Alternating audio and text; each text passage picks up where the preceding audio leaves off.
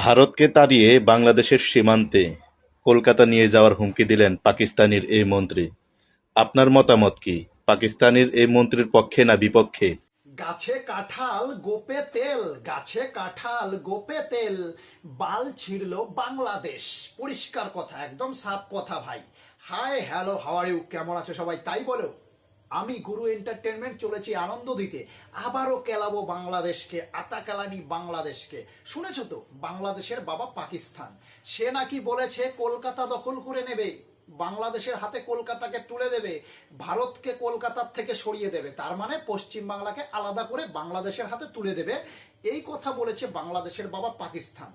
একে তো পাকিস্তান ভিখারি, খাওয়ার জন্য আটাও নেই, আটার জন্য মারামারি করে পাকিস্তানের মানুষ।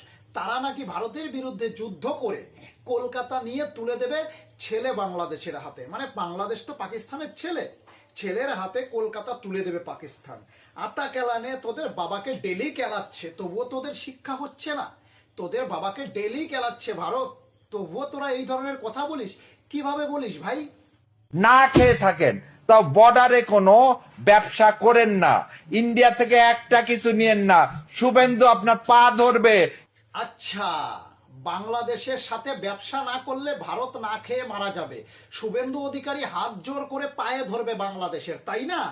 আতা কেলানের চাচা বলে কি, বাংলাদেশিদের কথা শুনলে মাথা খারাপ হয়, বাংলাদেশিদের কথা শুনলে মাথা খারাপ হয়, মনে হয় বারে বারে কেলাই, মনে হয় বারে বারে কেলাই বাংলাদেশিদের কথা শুনলে। বুঝতে পেরেছো?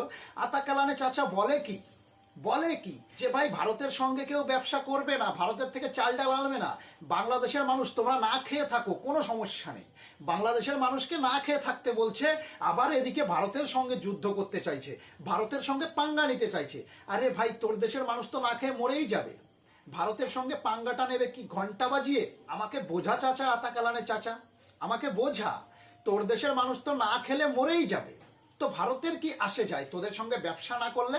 আর ভারতের কাছে ব্যবসা করার জন্য হাজার দরজা আছে, হাজার দরজা আছে। ইউরোপে জিনিস পাঠাবো আমরা, ভারত ইউরোপের সঙ্গে ব্যবসা করবে, তোদের মতন ভিখারির সঙ্গে করবে না।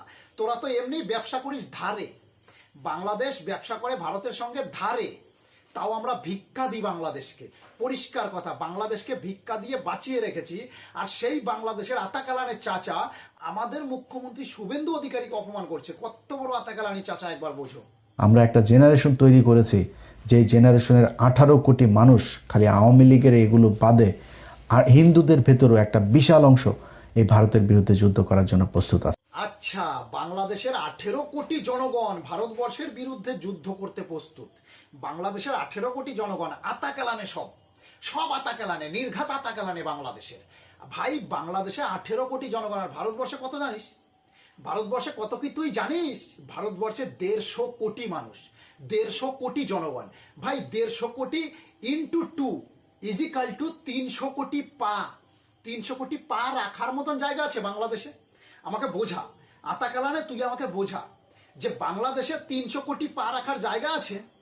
যদি এই 300 কোটি মানুষ বাংলাদেশে পা রাখে না, বাংলাদেশ পুরো চেপসে যাবে, বাংলাদেশ পুরো চিপকে যাবে। বুঝতে পেরেছিস তো? একদম সেটে যাবে, সেটে। পৃথিবীর ম্যাপ থেকে বাংলাদেশ শেষ, সরে যাবে সম্পূর্ণ। আত্মা কালানে কোথাকারে কথাবার্তা বলিস, মানে কমন সেন্স নেই তোদের নাকি? কমন সেন্স নেই ভাই, একটু কমন সেন্স নিয়ে আয়, একটু কমন সেন্স নিয়ে আয়। বুঝতে পেরেছিস? আত্মা কালানে বাংলাদেশি। রংপুর দখল করতে চায়, রংপুর দখল করার জন্য ওরা রাম মূর্তি স্থাপন করেছে। আচ্ছা, এই ব্যাপার, আমি তো বুঝতেই পারিনি।